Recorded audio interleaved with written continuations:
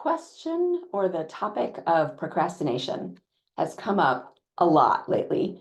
I got an email about it yesterday from another coach.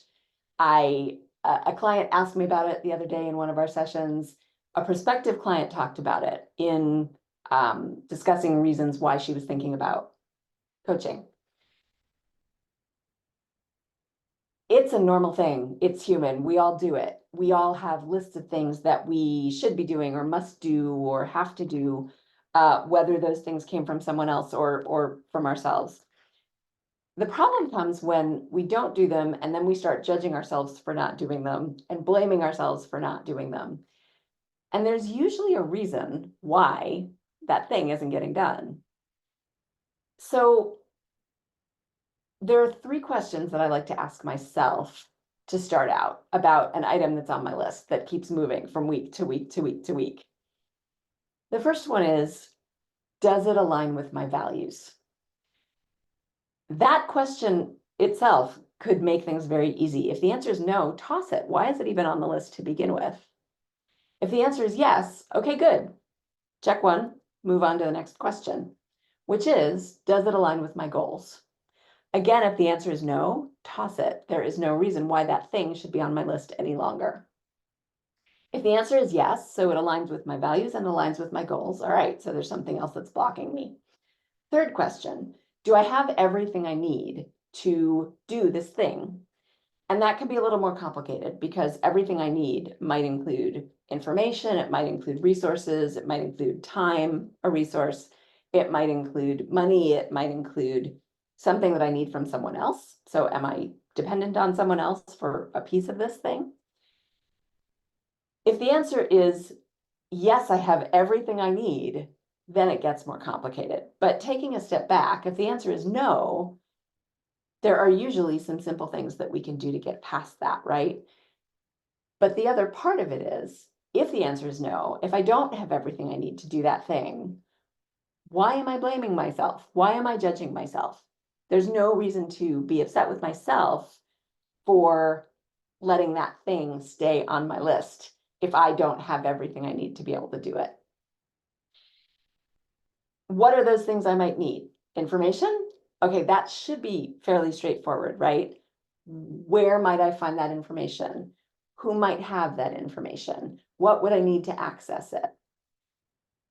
Is it a money issue? Okay, well, we either have the money or we know where the money could come from, or we know we don't have the money and have no idea where it might come from. And that's a whole other topic that I won't get into right now, but that's a real obstacle. And it's also usually not something we should be blaming ourselves for. It is a reason to figure out when you might have the money, when that thing might be possible, and move that to another list. You know, you have a list for next week or next month, but stop blaming yourself for it.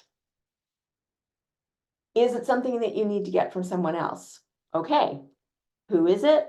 What might be the best way to ask them for the information, or what else might you need to get the access to the information? Those should all have fairly straightforward answers too.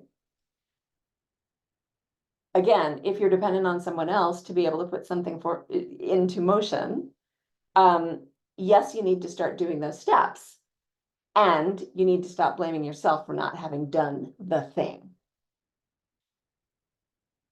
Taking a step back again, say you have everything you need for doing the thing. Then it becomes a little more complicated because there's obviously some other block that may not be as obvious or as conscious that's keeping you from doing it, whatever it is. This is where you need to start asking yourself, what is not doing this thing accomplishing? How is it serving you? Is it protecting you from something? Is there some fear involved? Is accomplishing that thing going to take you to another level of success that you're afraid of dealing with?